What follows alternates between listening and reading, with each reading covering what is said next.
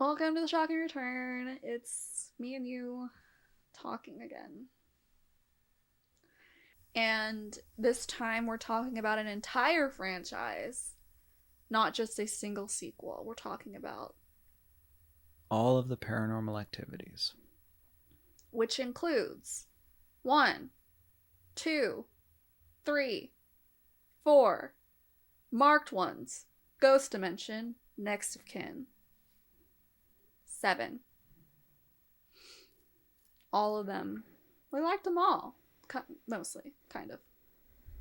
They're at least all worth seeing. Yeah. We promise. And here's why. Perfect.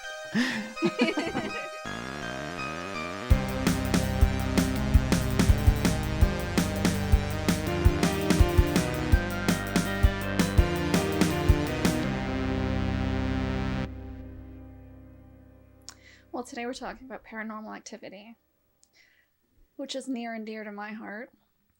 And I think I'm gonna explain why. You know how, like, I feel like every moviegoer has a handful of movie-going experiences that were just, like, impactful, like they were just perfect movie-going experiences, and then you spend your entire life trying to replicate that. Sure. Paranormal Activity was one of those for me. I saw that when it came out when I was 18. I saw it when I was 18, and it was funny because, you know, my whole childhood, my mom didn't want me watching horror movies. So, I did watch them anyway. But I wasn't supposed to. And I remember that when I turned 18, the thing I was looking forward to, I don't know what most people look forward to when they're 18, but for me, it was like, I can watch anything. I can watch anything. And I don't have to feel guilty about it. And so I remember Paranormal Activity had a lot of buzz. It was like a grassroots effort. It took it 2 years from its first premiere at a festival until it was released widely. It went through like 1,000 different edits in that period of time. Okay. It even stopped by Steven Spielberg on its way in those 2 years. He got a copy of it, and he told him, love it, change the ending. The original ending, Katie dies at the end. Okay. She and he was like, don't kill the girl. Which obviously ended up setting it up for the sequel, so it was very smart of him to say that. But so it took 2 years. Thanks, And Steven. do you remember there was like the advertising gimmick, if you will, was that you had to demand it. Like, in order to get it at your movie theater, you had to go to the website and click the demand it button and tell it like what city to bring it to. I don't have any recollection of this. This was off my radar. I remember demanding it, and I remember, so I was freshly able to watch whatever I wanted, because this was like definitely a movie that would have been like an absolute no. And I saw it with my brother in a completely 100% sold out theater on opening weekend. It's probably awesome. One of those experience. massive theaters too. I have never been that scared in a movie theater in my life. Never before, never since. But the experience of everyone else too, the tension, like all the trailers for the first movie were just people watching the movie and reacting to it. I think I vaguely remember that. Yeah, so that was and it was like that. People were jumping and gasping and screaming, and like it was, you could feel the tension. So that was, I feel like I've been trying to replicate that with every horror movie I've ever seen in a movie theater since. Yeah, this was off my radar because only recently have I given found footage the chance it deserves, I guess. I'm a convert. I like it now. I'm into found footage. I think I just needed to see more, both the bad and the good, you know. You got to see the full spectrum of it to really find what you like about found footage. But when this came out, I was just, Yeah. I didn't particularly like the Blair Witch, and I hadn't seen There much was else. nothing else. That was the Yeah. thing, is that Paranormal Activity ushered in the era of found footage. And it's funny because, like, Yeah. I don't know why Blair Witch didn't do that, because it was such a big I remember thing. that phenomenon. I Yeah. specifically remember that marketing, even as a kid. Yeah. I mean, it was a big deal. I don't remember that. I was too young. It was just, I remember understanding that this can't be real. If they really found this, it'd be on like the news, right? Like I had that logic, but I remember them selling it like, this really happened. And a lot of found footage you sort of have to, you have to lean into it. Yeah. There's a little bit of suspension of disbelief. Yeah. You have to, as an audience member, be like, okay, I'm just going to believe that this is real, and it'll be scarier and more fun for me if that's the case. But the little details that some found footage put in, that, like, for example, the first Paranormal Activity not having credits. Genius. Yeah. It's genius. Because that would make it feel like a movie. It's not a movie. This is real footage. This really happened. Yeah. And they're not trying to trick you, it's more like, if you're in on it. Yeah, they're inviting you to be in on it. Yes. And so I feel like I can take credit for converting you absolutely to found footage, because that is, if it's not my top subgenre of horror, it's in the top 3 for sure. I am an absolute sucker. If I'm just like browsing for a horror movie, just like looking at Shudder or whatever, just looking for something, if it's found footage, I'm gonna watch it. And so I've seen all of it. And basically, every time I come across a one I haven't seen, I'm like offended, because I'm like, how did I miss that? Yeah. But now they're usually not released in theaters. There's so many that are just like straight to streaming nowadays, but I see them all if I can find them. And I like them the way that I like creepypasta. Because creepypasta is like the written version of the exact same thing, where it's inviting you to believe it's true.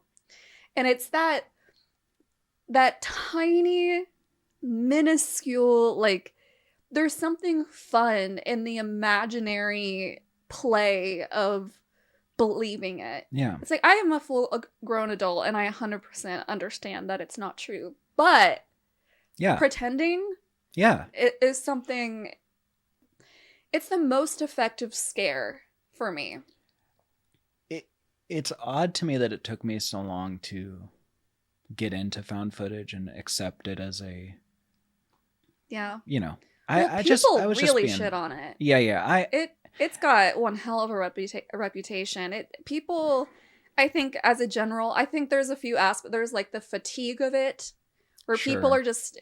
Paranormal Activity, it ushered in an era of just like an onslaught. It was just movie after movie of not the greatest found, not... Yeah. You can't recreate. It's hard to stumble upon something like Blair Witch or Paranormal Activity, where it's like that true magic. I have always been attracted to Michael Haneke's thing. Like when I saw Funny Games in high school, the fourth wall breaking and it's inviting the audience to become a part of the horror. Yeah. What's happening on screen, you're complicit in it as an audience member. Yeah. Because you could always just turn the movie off, but you're choosing to watch these people suffer, and the kids terrorizing the family in Funny Games know that. They know you're watching. Yeah.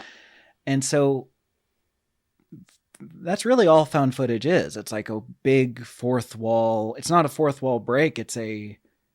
There's no, there's no you're barrier. In the room. Yeah. We're in the same world. Yeah. It's like, there's no world building here. This is this world. Yeah. And I love that. I think it's, honestly, I feel like people don't have the imagination. It's like you have to, that maybe that's where it is that people aren't willing to give it the imagination it requires for it to effectively be scary. People just want it served on a platter. I don't know. I don't even know if the fun I have with it is in the scariness. I don't know that I would even. These aren't particularly scary to me. I'm as susceptible as anyone is to a jump scare. Yeah. And these are full of them. But it's more about I don't know. The camera in a Paranormal Activity movie and any found footage movie is it's not that it's one of the characters, but it's like the camera is so important. I know exactly what you're trying to say. Yeah. Someone said it. I watched the Unknown Dimension, the story of Paranormal Activity. So there's a documentary about the making of all of the movies. And he talks about, I forgot who, a lot of talking heads in the documentary, but someone was talking about how found footage movies are harder to make than average movies because you have to justify the existence of the camera. Yes. At all times. That's the line that I remember with regard to this is in Cloverfield. The guy says, he's like, dude, turn that camera off. And he says, people are going to want to see this. Yeah. That's all you need. You need that one little moment of like, okay. And that is one of my favorite details from all of these movies. Toby, the demon, haunts amateur videographers. Those are his preferred victims. These people are obsessed with cameras. They're obsessed with the tech of it. Like all the little gadgets. Yeah, and I love it. Gadget boys. Yeah, exactly. Like, I think cameras are cool. You're a gadget boy. Yeah. You relate to them. Yeah. So you understand the compulsion. Yeah. If something's going on, set a camera up. Leave it all night. And that's how Oren Peli, so he was the original creator of the first movie. He only served as producer on the other movies only. But the first movie was... he was the creator. I even hesitate to say, like, he was the director, yes, but the creator. It was his house. That's his house that he lived in with his girlfriend. Okay. They renovated it for some of the, like, they needed hardwood floors for the floor prints. So they they installed hardwood floors. They repainted for the movie. He had never made a movie before. He had no knowledge of movies before. He had a completely other career. But he moved into this house with his girlfriend, and she started getting freaked out about the house sounds. And he had the thought, as a genuine human being, well, maybe we should record ourselves sleeping since you keep hearing noises at night. Yeah. But he was like, I didn't have the commitment to watch myself sleeping for 8 hours. And then I thought, that would make a good horror movie. And so he just, like, ventured upon this journey. Like, he figured out, how do you get it? Like, just like Google, how do you make a movie? Like, he figured out how to get the cameras, how to set up auditions, he did all this stuff. The auditions were funny. Both of the actors, Katie and Mika, the characters that are actors, it's their same names, talked about how they both saw the listing on, like, an LA casting notice board, and it was so creepy because it was like, you're gonna have to live in this house for a month, there's no script, you need improvisational skills, a horror movie. And, like, the audition, they went in and they sat down, and Oren Peli looks at them and he's just like, so tell me about the weird things that have been happening in your house lately. Okay. And so it was fun. Yeah, so it was 100% improvisation. The Mika had experience as a cameraman before. And so it's funny, he gets the camera. They had to tell him to knock it off with the, like, framing of shots because he was framing them too well. Okay. And they were like, this needs to just be, like, out of the corner, like, just do it worse. The movie in this series feels different than its sequels, obviously, because of the nature of it being like that. Yeah. It feels real. It feels more real because of how unscripted, how lived in and lo-fi, and, like, it just has that quality to it. Of all the found footage movies I've seen now that I'm a convert, I think that Paranormal Activity 1 is probably the most natural feeling, with only one exception, which is the McPherson Tape. Yeah. The McPherson Tape deserves a shout out in any found footage discussion. If you have not seen the McPherson Tape, this is the most adorable movie you will ever see. It's from the 80s, way before its time. And oh my God, it just feels like a real home video. It just feels like, it feels like my family's home videos. It's so natural feeling. Hey, you would have had a real good time Jamie. in the 60s. What would this look like if we put vinegar on your hands? Huh? I should have brushed my teeth. I've heard about your story. The director of the McPherson tapes, he was given money to make a film, but it wasn't enough money to make a film. Okay. And so he was like, what am I supposed to do with this? All I could do is like have a handy cam and like, what do you want? That's not enough. And then he was like, yeah, and less. Yeah. Like, okay, you're making the most out of what you got. Yeah. And then people call him the father of found footage. That's funny. You know, some people push it back to Cannibal Holocaust, but yeah, like that's debatable whether that movie is actually found footage. Yeah, I haven't seen it, so I can't debate that. But it is.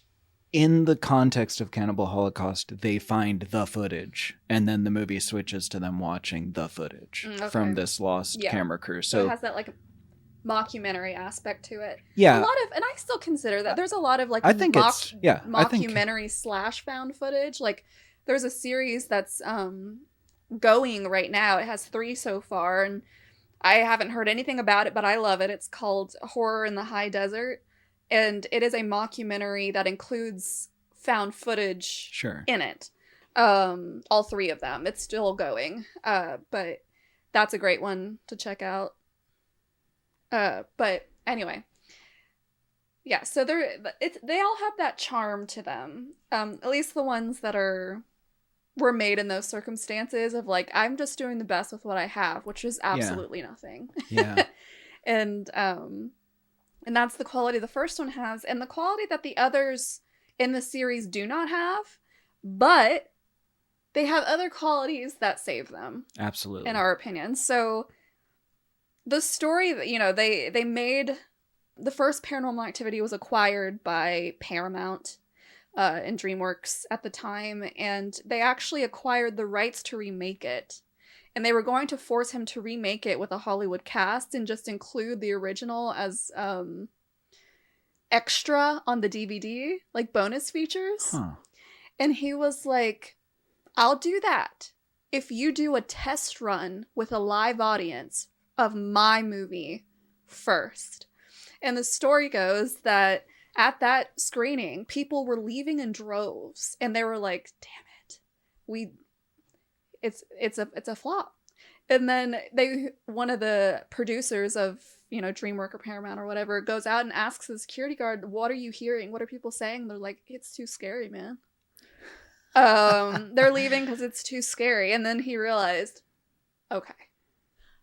Yeah, so they have something. They did a lot of reshoots and a lot of re-edits. It went through a lot of hands after it was acquired. But then it was finally released. One of the producers since the first one, he's credited as the producer on the first one too, is Jason Blum. Oh. So they're Blumhouse movies.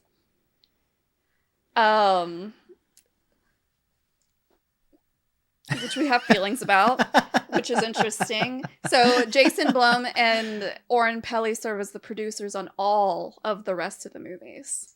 But Oren Peli was done with like the directing and writing and stuff. Interestingly, there was one person that got brought on for the second one that stayed through the rest, as he's the writer, Christopher Landon. Yeah, I saw that name a lot. Yeah, the second one, they didn't know what they wanted to do. They were like, how do you do this again? Yeah. You know, and how do we stretch this? And they knew they wanted to do some kind of a mythology, like bring in a story and like, but they didn't. But they started filming without having a script. So it was this crazy, like, filming, writing. A lot of writers were brought in, a lot of people involved, but this one guy, Christopher Landon, son of Michael Landon from Little House on the Prairie. After my own heart. He came in and he had like the best ideas, and he kind of surfaced to the top of the writers and was the writer on all the rest of the movies. Yeah. He directed the marked ones as well. He's also the writer-director of the Happy Death Day movies. Okay. The writer of Heart Eyes, which we haven't seen yet, but he wrote that one as well. But yeah, so he wrote this mythology, and that's what really separates the sequels from the first one, is this very elaborate mythology that they get going on with Toby and the Coven and all of that.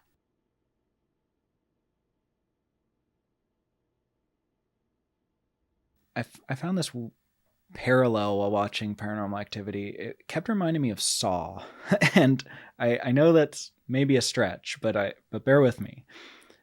Horror franchises throughout the 80s and 90s seem completely unconcerned with continuity. They try to. There's a thread there, you know, like there's rules. By the time we get to Nightmare on Elm Street 3 or 4, we have an established rule set, right? How Freddy works, how he acts. They'll keep track of that, you know. They won't just change 180. But in the 2000s, you have Final Destination, you have Saw, you have Paranormal Activity. These are like huge franchises from 2000 on. And Saw is, all three of them, but Saw especially, is obsessed with its continuity. They will not go back on anything. Fastidious. Yes, every single movie treats every movie before it like this is sacred text. Yeah, like this happened. These characters are important. But Paranormal Activity, I was surprised by, because the obvious, to me, the easiest way you continue a series like that is anthological. You just have a new paranormal activity. Mm-hmm. You have a new entity, a new house, a new set of scares. No. Paranormal Activity just commits to this mythology that they barely set up in the first movie. There's so little for them to build on, and they still do.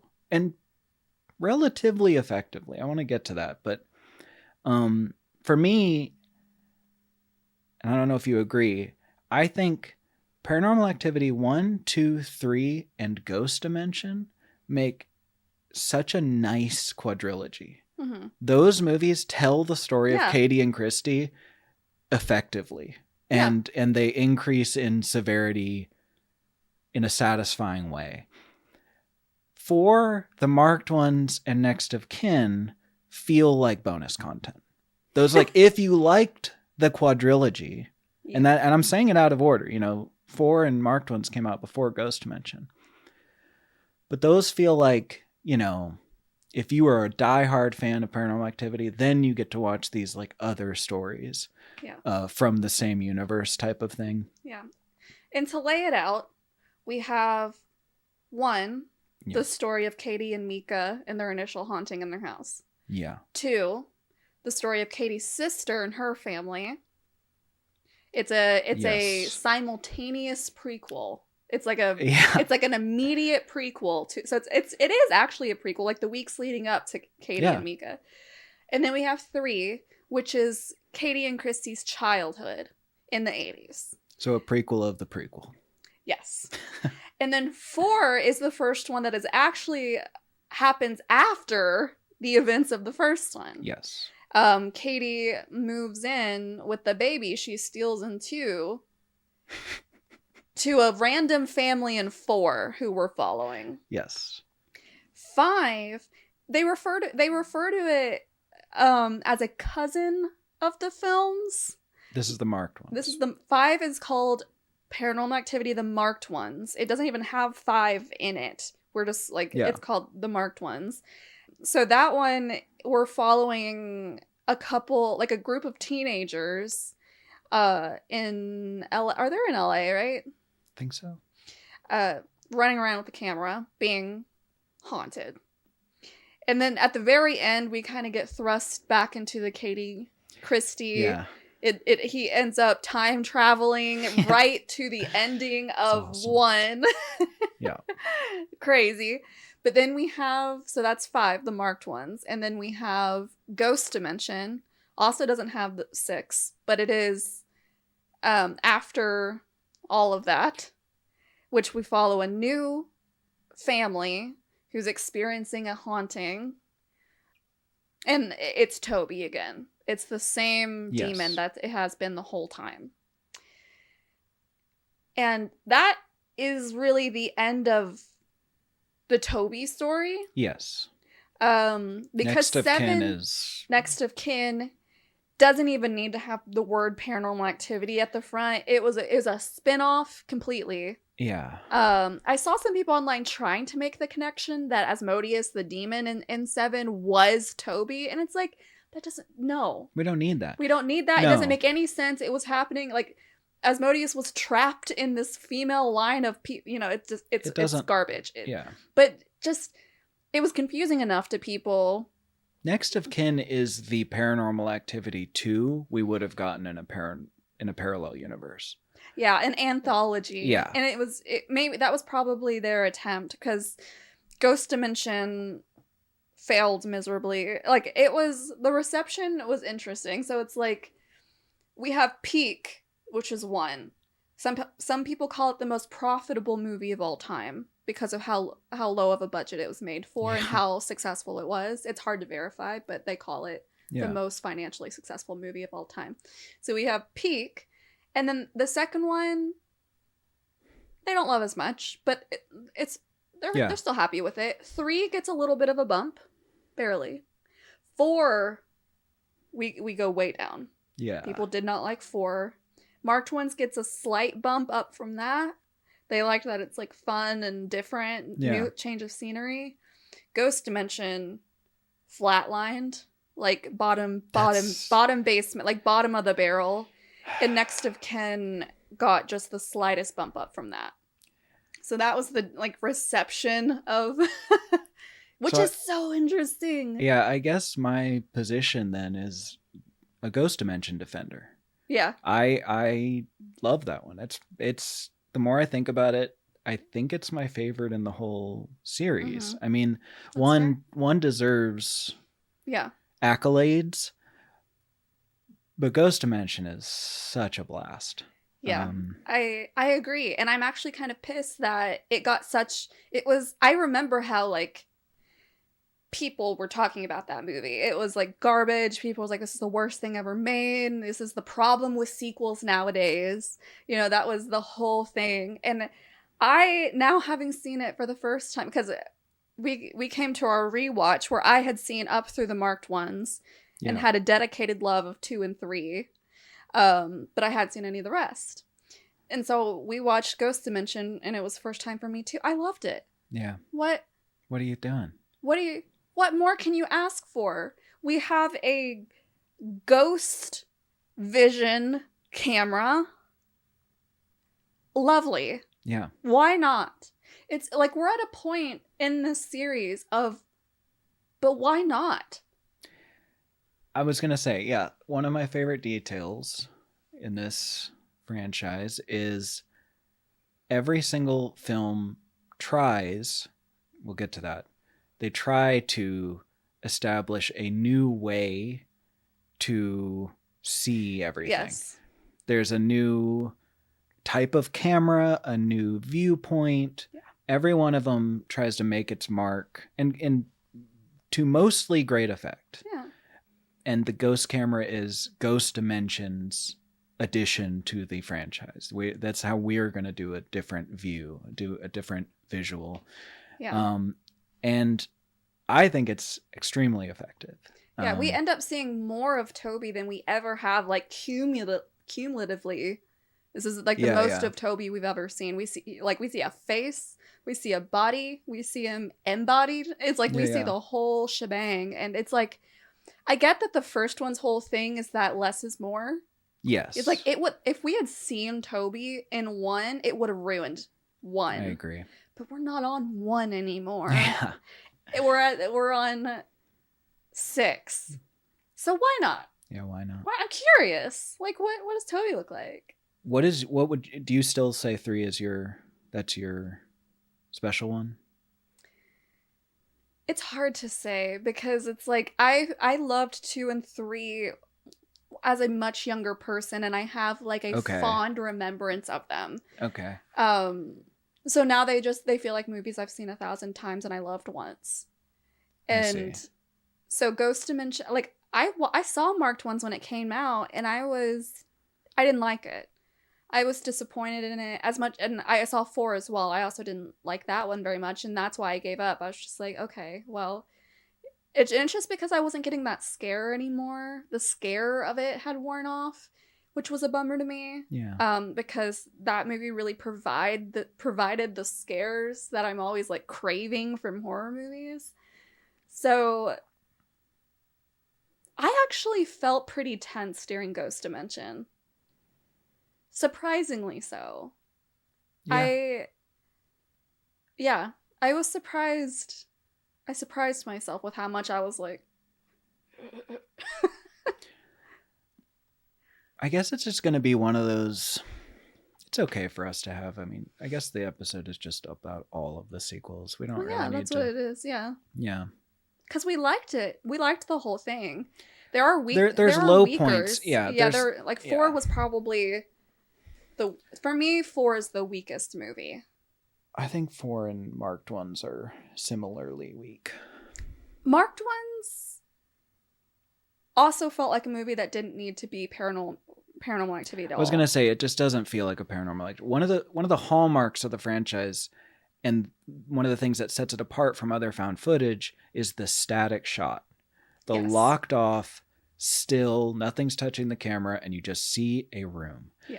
And a lot of the strength of the franchise is how well they frame scary rooms. Yes. Or, to be specific, not scary rooms. The franchise uses houses that don't look like haunted houses. They look like new, fancy, upscale, like nothing bad could ever happen here. Like I feel like most of the genius of the first one is that shot of the room. Yeah. Where we have bed and dark hallway. Because everyone is familiar with the dark hall. You always had one as a kid where if you look down that dark hallway, like you're like, there's something there. I don't know what it is, but there's something there. Yeah, it's like a primal fear. Yes. So it really that framing is perfect. 2 introduces the home security system. Yeah, which security system.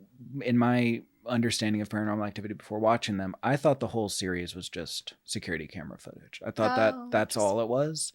I guess I probably just saw a lot of marketing for 2 and just sort of maybe attached that to Paranormal you assume Activity. if you saw a lot of still images and like that. That's usually security cameras. But some of my favorite shots in the franchise are when they do.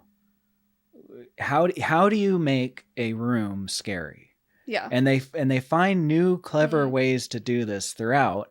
2 has a bunch of great scenes, or scenes as in framed. Yeah, rooms. The framed room. Yeah. I don't know how to word that, but 2 has all of them are great. I would say the pool one is more forgettable, but they don't even really use it for scares. But they do like the off. They make use of the off camera as well. In 2 a lot. Like the dog is like barking and fighting at something like that is behind a wall, and he gets like pulled. Yeah. What you don't see is just as important as what you do. The basement we don't see until the very end, but there's that doorway there, and so there's a lot of.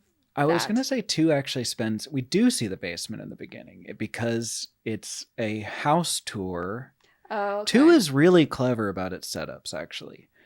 2 has, you don't notice they're doing this, but they're setting the groundwork for the whole story. 1, they specifically got out of their way to mention Hunter can now open doors. And then there's a scene of him climbing up the stairs like a champ, and she's like, wow, you can really climb. It's important because this baby's going to escape and go talk to his demon friend. And, we've established that he can get around the house even though he's a baby. He's just at that point. And then there's even a shot that I thought was really clever on a rewatch. I watched it twice.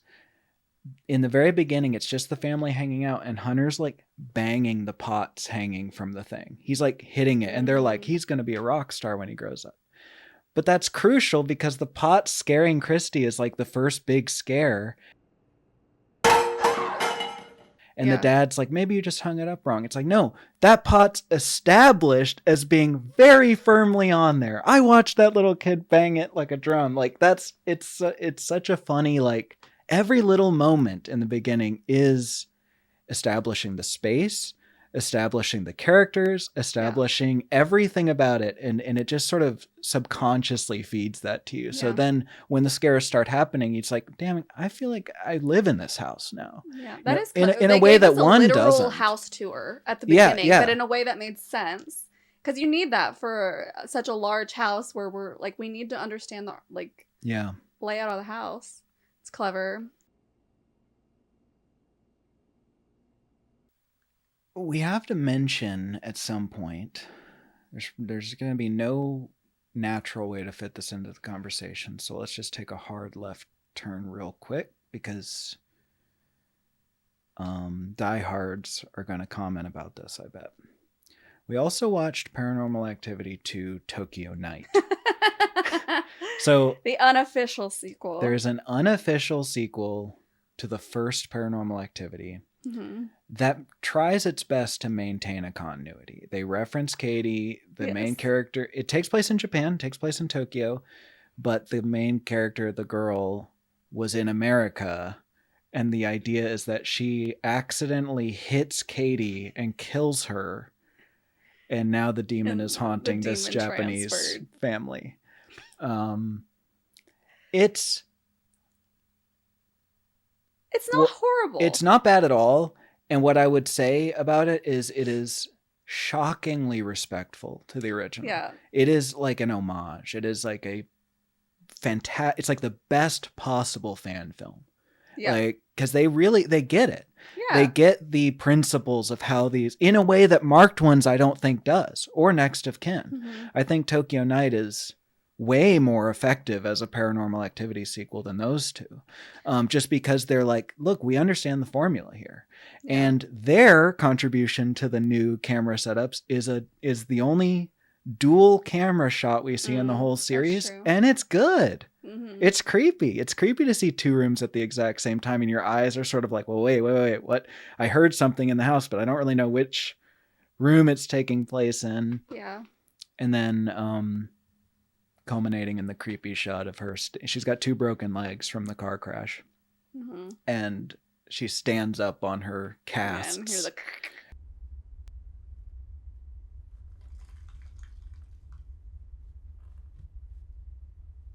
Yeah. And that to me is very J horror. That whole sequence is like very, and she's all like, has her hair. They couldn't help themselves. They couldn't. But it's very good. I mean, that's a good sequence. Yeah. Anyway, we don't have to spend too much. It's an unofficial sequel, but it is part of the legacy of this movie. So if anything, it's a little slow. That's like its biggest sin. Yeah, watch that if you gotta have more Paranormal Activity. Why not? It's fun.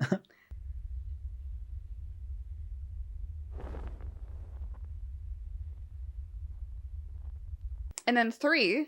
3 is my favorite camera trick, which is what's the oscillating fan? What's his name though? Dennis, yeah. Dennis comes up with, again, amateur videographer. He shoots weddings as his job. He comes up with the idea to screw the camera onto the base of an oscillating fan. And it is surprising how effective that shot is at scaring you. Yeah. It just slowly creeping. Yeah, and you're just like, wait. Yeah, you don't want to. Yeah, stop it's moving. Forcing you to see more. And then right at the apex of it, it starts going back. And you're like, no. Yeah.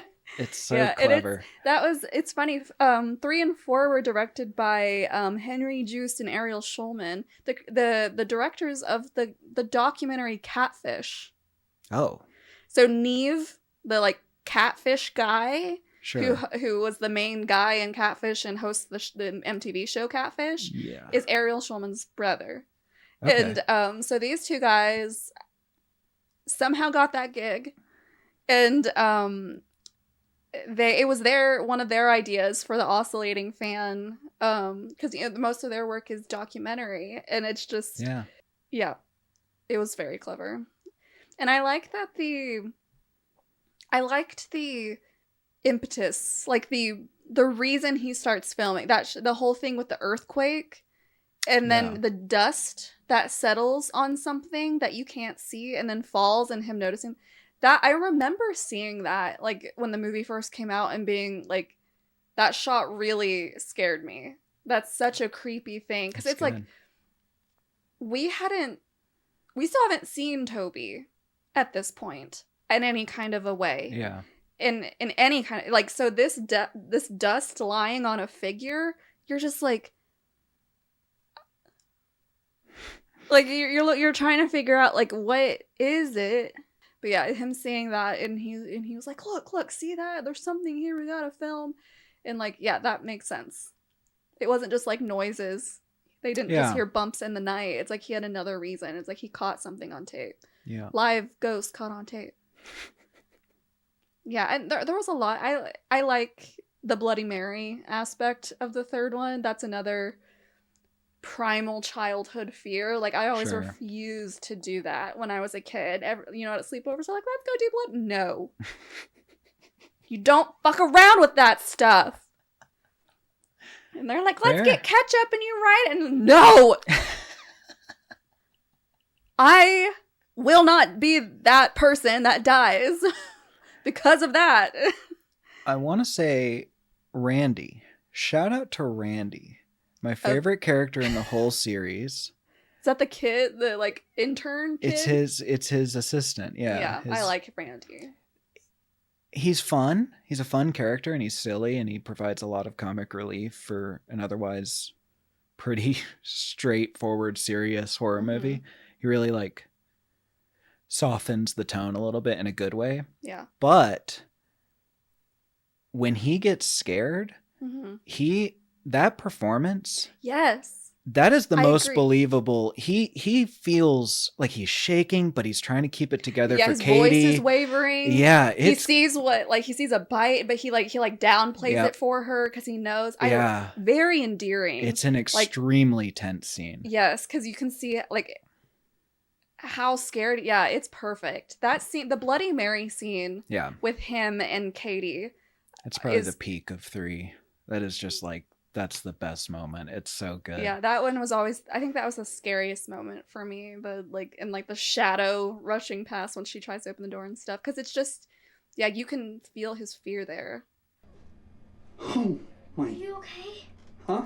Are you okay? Yeah, Does it hurt? No. I just scratched myself. Yeah, great. And then that iconic shot with the sheet on the oscillating fan. That was my favorite oscillating fan shot, is the sheet falling behind the babysitter.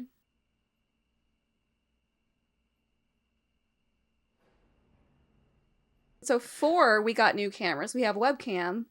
Yes. We have phones now. They don't use it much, though. No. We more notably have the Xbox Connect dots. I've almost forgot about the Xbox Connect. Possibly the only Xbox Connect based scares in any horror movie. Robbie?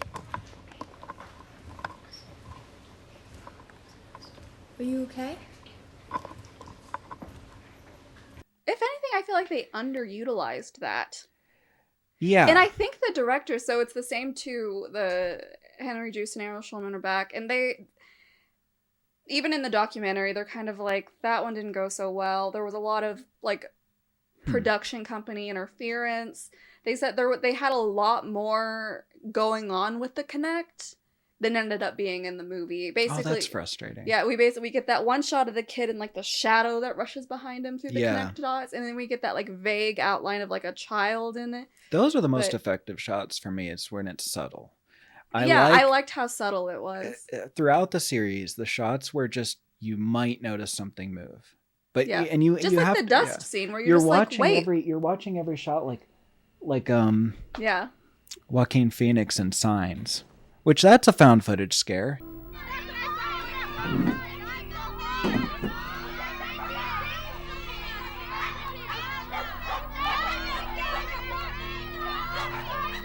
Yeah, he's like up. He's like touching the Paranormal TV. Activity asks you to watch it like that. Yeah.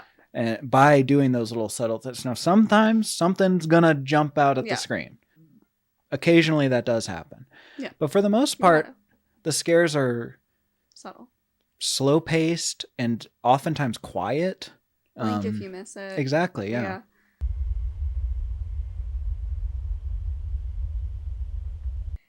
Marked Ones is a definitive shift, and I think it definitely did itself a disservice by attaching to, like, they call it a cousin of the series, but it's like it could have stood on its own. I think that they were afraid to do that.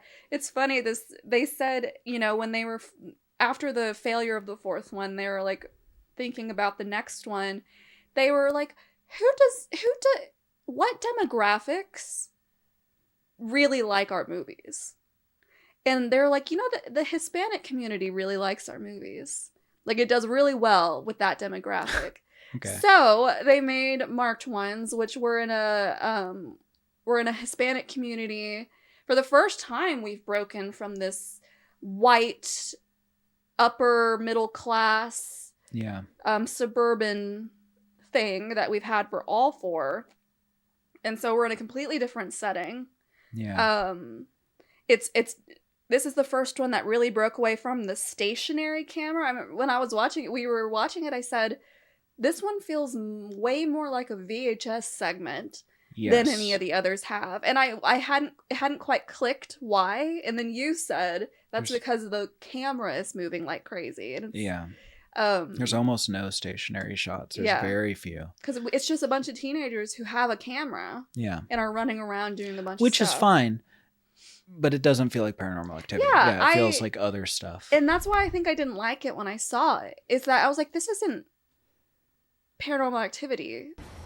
If my abuelita saw this shit, she'll flip out. You know how superstitious she is. I like that, you know, these guys live in this apartment, like this, like, they can hear all their neighbors around them, and they have a creepy neighbor who lives downstairs, that she's the witch. They say she's a witch, and, like, she gets killed, and they're going down there, and I only really locked in when they recruit the gang members to go fight the coven. They got the guns. And there's this wonderful shot of the kid's older brother, who's a gang member, saying, "Go smoke these bitches." That moment was like, okay, Marked Ones, what are we about to do here? And the ending of Marked Ones is bananas. Totally worth the whole runtime. I mean, it's a blast. It is so crazy. Yeah. The ending just goes nuts. Time travel. We time travel to Katie and Mika's house. Yes. And we get to see what happens when Mika goes downstairs for the last time. Yeah, the big reveal.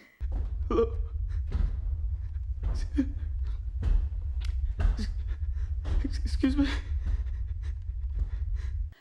It was fun in the way that like 4 was not. That's what I'm saying. When I say the quadrilogy, 1, 2, 3, and Ghost Dimension, that's your, if you care about lore, if you care about the storyline, if you care about all those details, that's your perfect little quadrilogy. Yeah.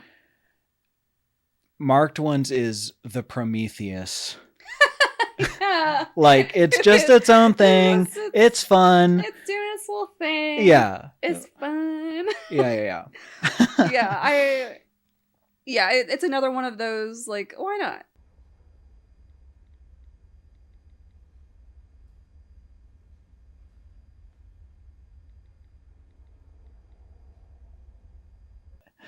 And then, you know, they change course to Ghost Dimension, where they're like, okay, let's go back to the original formula. Yeah. We have an upper crust, affluent, white, suburban family. We have stationary cameras mostly. But then Ghost Vision. Yeah. Ghost Vision. And and 3D. I forgot that one's 3D. This movie was in 3D. There are plenty of shots that I can totally see. I can imagine what that must have looked like in 3D. But very few of those shots that look terrible if not in 3D. It looks fine. You can watch this movie and not even think about the 3D stuff. But so many of those movies, like I think Texas Chainsaw 3D has a, like the chainsaw is coming towards the camera. The only shot in Ghost Dimension that was like that was the hand that reaches through someone at some point, like straight out at the screen. But that's really the only some movies that were made in the 3D era were pretty egregious with their. Well, that shot, like the straight on shot, isn't great. It's not very dynamic. Yeah, no, it's it feels wrong to like just the casual viewer because it's just doesn't. Yeah, you're not used to that. Correct. But yeah, you can see like whenever he first discovers that the camera can see something that he can't, and he notices that if he puts the camera in this one space in the living room, you can see all these like wibbly wobblies, ghost particles, which I'm sure looked pretty interesting in 3D. Yeah. But they still look fine not in 3D. Yeah, it's bizarre.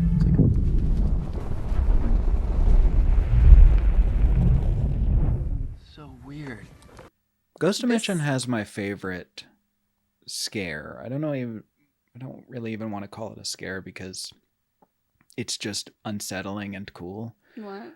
The little girls on the tapes responding to their present setting. So they're sitting there. He's reviewing the tapes. He found all the tapes, and what he's found is first of all, he found all of Paranormal Activity 3. He found that on VHS. Yeah, he's watching those events that we know and recognize. Which is fun because we've seen those tapes. Yes. We know exactly what he's watching and reacting to. In the universe, we already know and how it ends up and everything. But what we don't know is what happens after that. Mm-hmm. And he has those tapes too. And they are training Katie and Christie's psychic connection abilities. And he starts to realize that as he's standing there with his brother watching the tapes, and they're asking Katie what she sees, and she's like, I see, people. They seem like brothers. There's TVs everywhere. She's specifically seeing what Toby sees, I'm pretty sure. Because he says at some point, he's like, there's something that the guy who's like guru says about like what does he see, like what is Toby seeing. Okay, so she's seeing what Toby's seeing, meaning that Toby is watching them, seeing them. That's so cool. Just let him show you what he sees. Let him guide you. I think I see people, brothers.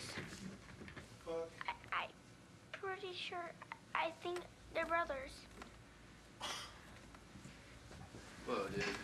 The fuck?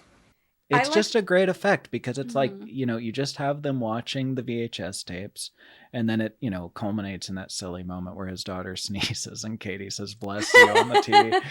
It's like... Daddy will go up and make sure everything's... Okay. What the... Wait, Ryan, did you... It's an extremely Adult Swim joke. It isn't. It's a joke. I mean, My son. I assume that silence, what I presume was your mumbling son. Paranormal Activity has a lot of comedy in it. There's a lot of comedy going on. Well, and that's funny because Christopher Landon, the writer, since 2, he is particularly interested in horror comedy. So Happy Death Day 1 and 2, he did Freaky. I don't know about, I haven't seen Hard Eyes yet, but like he even mentioned specifically that in his horror, he's specifically interested in comedy. Well, like the connection between it's one of the things that makes me think of Saw when I watch Paranormal Activity is by the time you get past Saw 1, you're in it for the fun now. Yeah, it's like the first silly. one is bleak, and then the rest are just like... Yeah, it's... So for Saw... people call it torture porn. People say like, oh, it's all about gore. It's plenty gory. There's plenty of that. But Saw is a complicated and often hilarious police procedural. That's what Saw is. Anyone who's seen these movies knows the real Saw is watching these detectives, the worst detectives in the world, bumble around trying to solve the Jigsaw killer's crimes. And they're always a step behind. Yeah. What makes you think you can't find me here? Jill, it's a safe house. Safe house. Safe house. You get it? Gibson, this was sent here addressed to Jill. Hoffman knows our location. God damn it. I mean, a lot of horror does that. Yeah. You know, it's hard to stay scary. So you got to either be cool or funny or, you know, something. You gotta do something. Or do something anthological, you know, like something totally different. But with this one, if you're going to commit to this insane storyline, this completely convoluted, mishmashed, demon, ghost, time travel, dimension stuff. If you're gonna do it, you gotta have fun with it.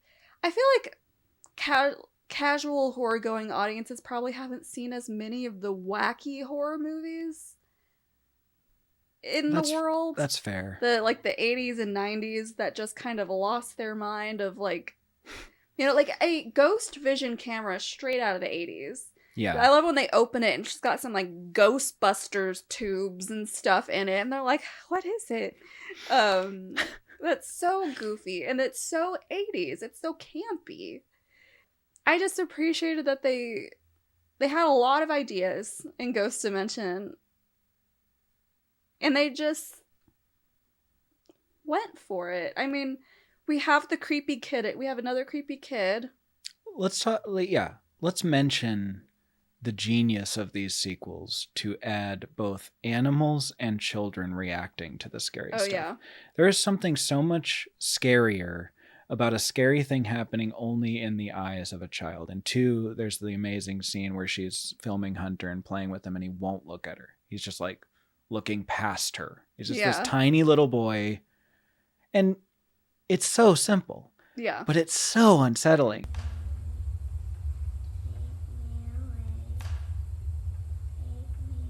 Children are creepy. Kids can be creepy. I love. We brought in other dimensions. That's the ghost dimension. I love another dimension. Let's go through a hole in the wall. I'm gonna attribute that to my appreciation of the Twilight Zone, and say if we're gonna go, let's go through a hole in the wall. I love that bit.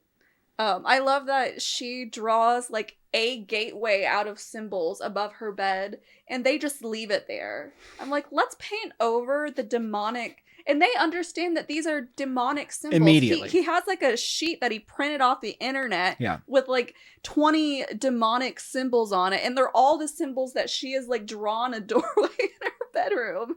Oh my god. What is all this? But yeah, they made this movie with the intention of it being the last one. And they said this is the last one. Like this is the end of Paranormal Activity. This is also reminiscent of Saw. Yeah, and then Saw they made did the same one. thing. Yeah, final chapter. well, final chapter into. I don't want to talk about Saw. Sorry. Saw. A day will come, and it is not this day. I repress the impulse to continue that entire Aragorn speech. Thank you. This day we fight. Okay. We're also not talking about Lord of the Rings.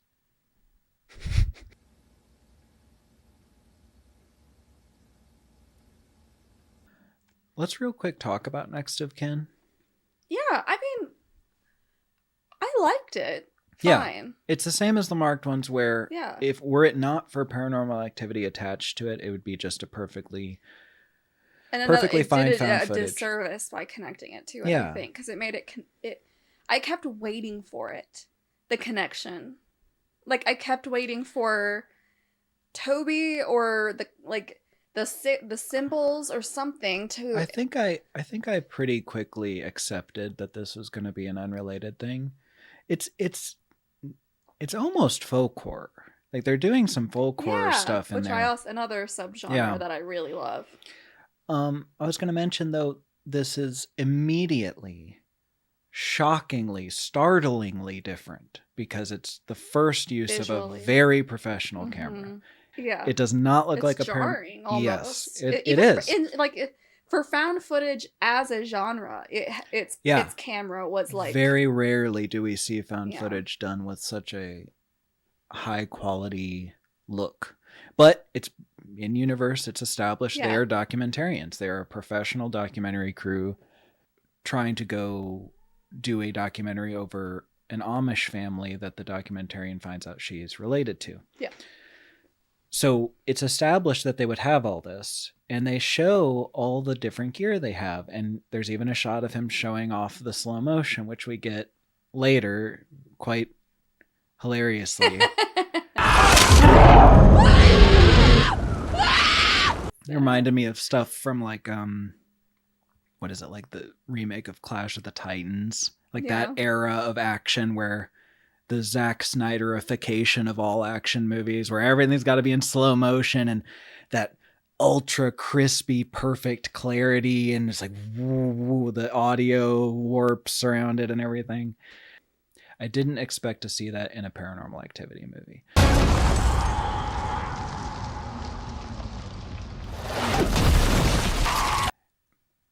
Yeah, this movie interestingly had the writer back, Christopher Landon, and it had Oren Peli and Jason Blum as producers as well. So we had the Paranormal Activity team at it, but this one feels so incredibly... it's surprising because of how different this one feels. But I liked the story. Yeah. I liked... it's good. This lore, it's completely... But, it did it because I was trying to figure out how it connected to the others. I didn't know. It was a movie. It was a COVID movie. It was gonna be released during, but it happened during COVID, so it got pushed. Okay. And then it ended up just going straight to Paramount Plus streaming. So it suffered from that. I liked the lore of it. I love a hole in the ground. Yeah. I love a cavern, a cave. That's we get sort of a layered approach here. We have creepy woods, with a creepy church in it, with a creepy hole in it. Mm-hmm. It's like there's triple whammy. Yeah. We are really descending into the layers of creepiness in this isolated area. Yeah, and I think the demon worked. Yeah. Again, just like Marked Ones, I feel the same about both. Marked Ones and Next of Kin are both mid-tier found footage movies with platinum endings. Just absolutely killing it with the ending and thereby justifying the whole movie. I mean, it's worth the watch just for their endings. Yeah. We have had conversations about movies that go for it. Yeah. And movies that almost do are so dissatisfying. Yeah. Both of those movies could have felt like nothing at all. And I think both of them feeling so little like a Paranormal Activity, it would have been way worse if they tried to feel like Paranormal Activity. Because by Marked Ones and by Next of Kin, by 5 and 7, that deep into the franchise, we don't need a shadowy area or a bump. We need an entire village of Amish people killing each other and gouging each other's eyes out and chopping each other's heads off. Yeah, that's at that point. Why not? Yeah, that could be that's the tagline. The entire franchise. Why not?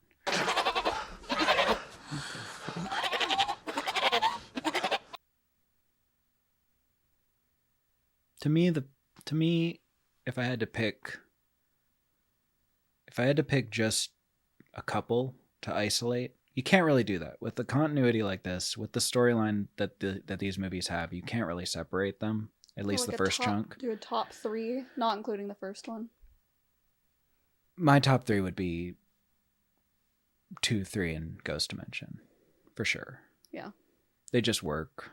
They work really well. I think same. Really, again, I mentioned this, but I was not a fan of found footage movies as recently as a few years ago. It's been very recent that I've become okay with them. And Paranormal Activity, as an outsider, not having seen them, just, I worked at a movie rental store and saw them on the shelves. I had an understanding of what they were like. I expected these to be like the bottom for me. Like if I was ever going to like found footage, these are the ones I still won't like. Oh. Because again, I had this idea that I don't know what I thought. I just didn't. It's a common attitude. Yeah. Well, 3 and Ghost Dimension for me are the ones that really shatter the expectation. They really aren't whatever you think. If you haven't seen Paranormal Activity, whatever you think those movies are like, 3 and Ghost Dimension will surprise you. Yeah. In a fun way, I think. They do things that found footage movies are not supposed to do. Yeah. They go a little wackier. You like wackiness. I love it. Yeah. I love a silliness. Mm-hmm. Have fun.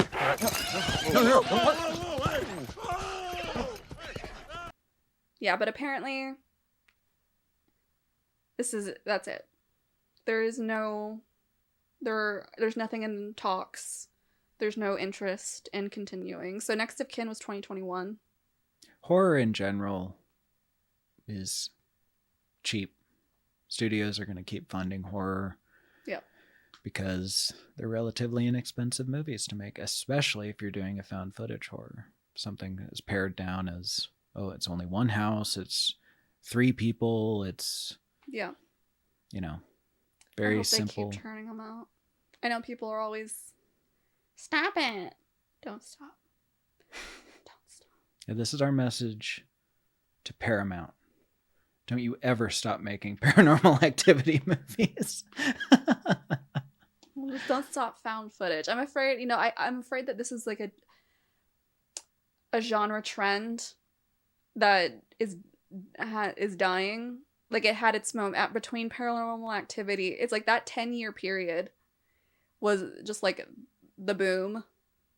And now people are so hateful that I'm just going to lose it. Nah, there'll always be people. We'll always have another VHS to watch. There'll always be another VHS. I'm not so. I think for the same reasons he was able to create the first Paranormal Activity. Not a filmmaker, doesn't have a huge budget, just has an idea. Yeah. And the willpower.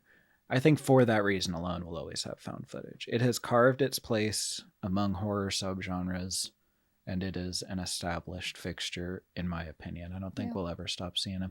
And one of the reasons is because throughout time, we get better and better technology and different technology. So as this series exemplifies. VHS is a great example of this, where half the shorts are filmed in such a way that it's like, well, what if this camera was picking up? Yeah.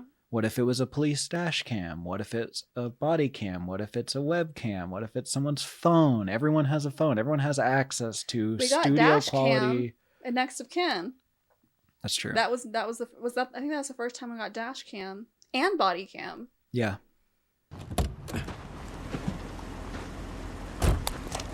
Sheriff's Department.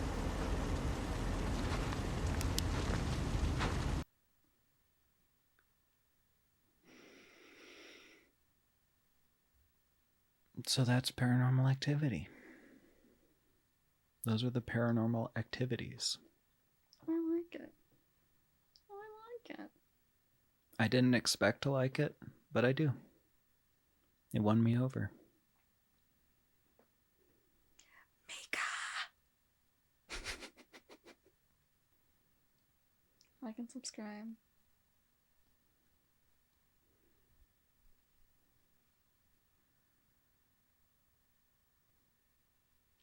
Should we try for an intro again, or do you think you can cobble something out of that? Let's try for an intro again. And an outro. Let's do the outro since we're already winding down. We did the outro. We didn't really say anything. Well, we said multiple times. Like, we justified why you should watch it. Oh, that kind of. I just meant the... I already said like and subscribe. Well, let's do that again because that was... Like and subscribe! That'll have to do, I guess.